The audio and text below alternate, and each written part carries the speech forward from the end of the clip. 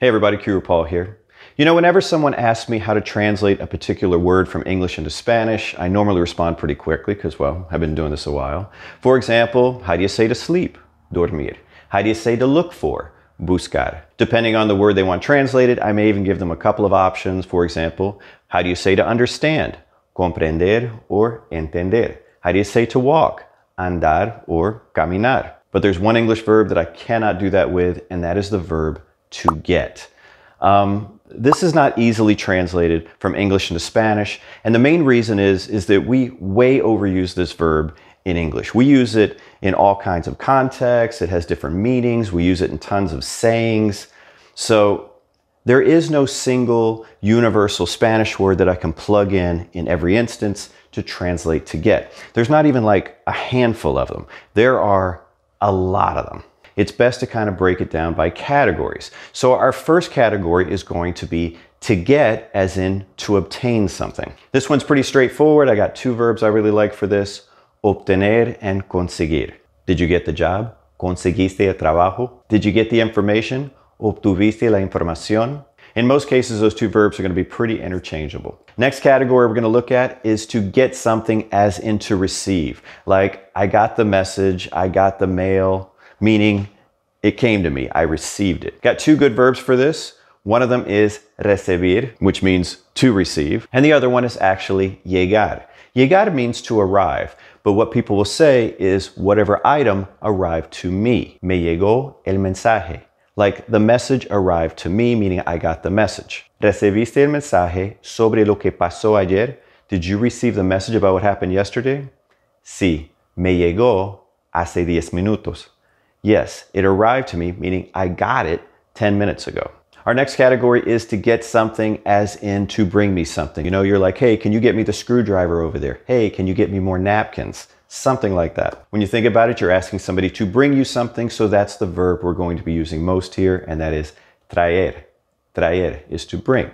For example, you might be in a restaurant, you ask the waiter, ¿Me trae más agua? Will you bring me more water? ¿Me trae más servilletas? Will you bring me more napkins? Por favor. English speakers tend to stick in por favor in those circumstances a lot more than native Spanish speakers do.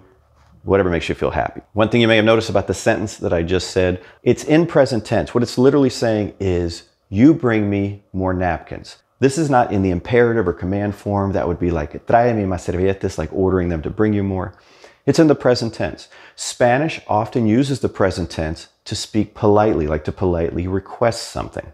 In English, we do the same thing with the conditional.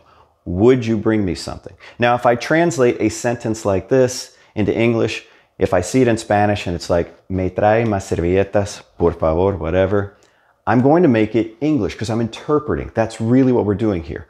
Would you bring me more napkins, please? Because if I take that sentence and put it in English as a literal translation and say, you bring me more napkins, please, it doesn't make sense. And you're going to hear this a lot in this lesson. Word for word literal translations, even, you know, keeping it the same tenses is not always possible, because in the target language, it may not make sense, right? Kind of went off on a tangent there, as I often do. So let's get back on our categories. Our next one is to get, as in to become some emotional or mental state. To get happy, to get sad, to get depressed. One popular way to express this is with the verb ponerse plus the emotion. For example, me pongo triste, I get sad. Me pongo contento, I get happy. Me pongo deprimido, I get depressed. The important thing with this one is the emotion has to agree in number and gender with whoever you're talking about. So with a female, she would be contenta. Triste wouldn't change, but could be deprimida, depressed. Or another popular one with this is nervous, nervioso. She would be nerviosa. Now you may be thinking, okay, this is pretty good, Paul. I can use this and I can pop in any kind of emotion back there. This is good. No, it's not really going to be that easy. With the ones I gave you, like contento, triste, deprimido, nervioso, those are all great for that. But it doesn't work well for everything. For example, to get angry. You're not going to see that used with ponerse. It's just kind of awkward with that. You're going to see the verbs enojarse or enfadarse. ¿Te enojaste ayer? Did you get angry yesterday? ¿Te enfadaste ayer? Did you get angry yesterday? Either one of those. Another thing we like to say in English is like to get annoyed by something or get bothered. Well, there's a Spanish verb for that. Molestarse. molestarse. You can see like molest right in there. That kind of helps you remember it. When you compare English and Spanish, one thing that stands out is that Spanish has a very rich and diverse vocabulary. Even some of the things I just talked to you about that you could use with ponerse, like, ponerse triste, to get sad. That doesn't mean there's not a verb in Spanish that just means to get sad. There is, and it's entristecerse, entristecerse. That just means to get sad, to get happy, or to get glad about something. Alegrarse, alegrarse. You also have to get bored, aburrirse, to get depressed, deprimirse, to get scared, espantarse o asustarse, to get frustrated, frustrarse, and the list goes on and on. So by this point in the video, hopefully, you're starting to recognize why I say it's a bit problematic to translate the English verb to get into Spanish. I can't even give you just like a handful of words. It really depends what you want to say. And we're not even done with our categories. So let's go to our next category. With this one, it's to get, as in to change a physical condition. The last one we were talking about emotions and mental state. I like this one a little bit separately. Like to get fat, to get thin, to get old, to get sick, to get in shape. There is a ton of vocabulary in this category as well. I'm going to start to move through these a little faster. To get fat, engordar. To get thin, adelgazar. To get old, envejecer or envejecerse. Sometimes you'll see it in the reflexive, sometimes not. To get in shape, ponerse en forma. Hey, there's ponerse again. That's a good one. To get sick, enfermar or enfermarse. To get tired, cansarse. To get injured or hurt, lastimarse or herirse. To get drunk, emborracharse. To get pregnant, embarazarse. But you're more likely to hear quedar embarazada. Let's move on to the next category, and that is to get, as in expressing the passive voice somehow. I got pushed. My car insurance got canceled.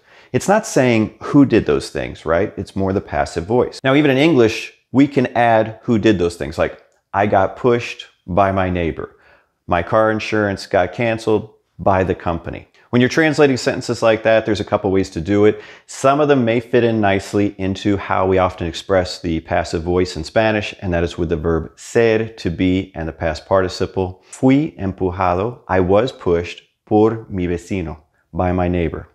Mi seguro de auto, my car insurance, fue cancelado, was canceled, and I could add por la compañía, by the company.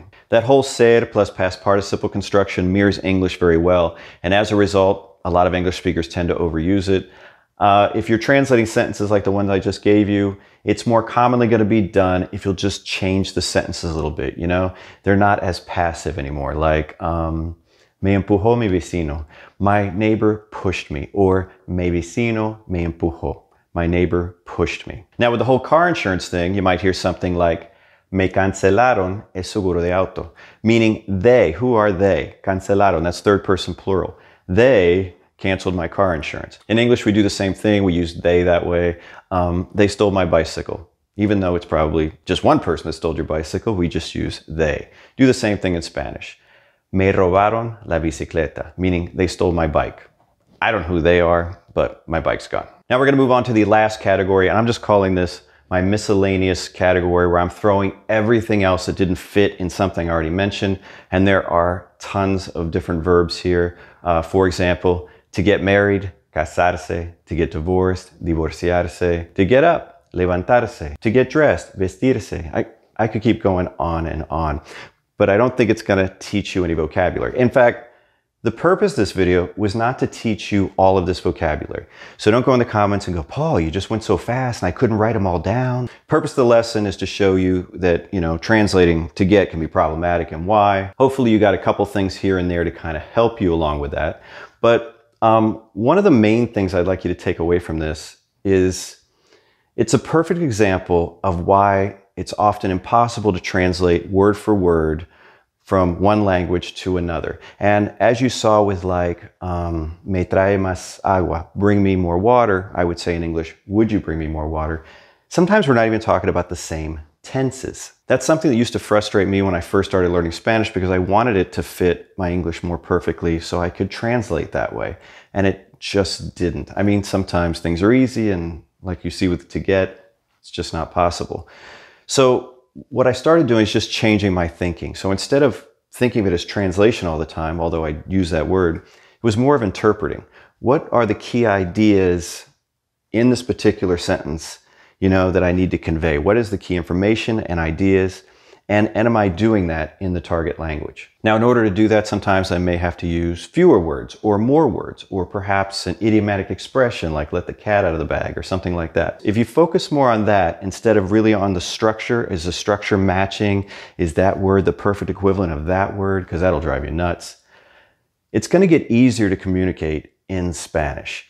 You're going to start to think more like a Spanish speaker. You're going to be moving those sentences around in a more natural way inside your head. It's just the progression of learning a language. Well, that's all I've got for today. I hope you enjoyed the video. If you did, do me a favor and give it a thumbs up. And until next time, hasta luego.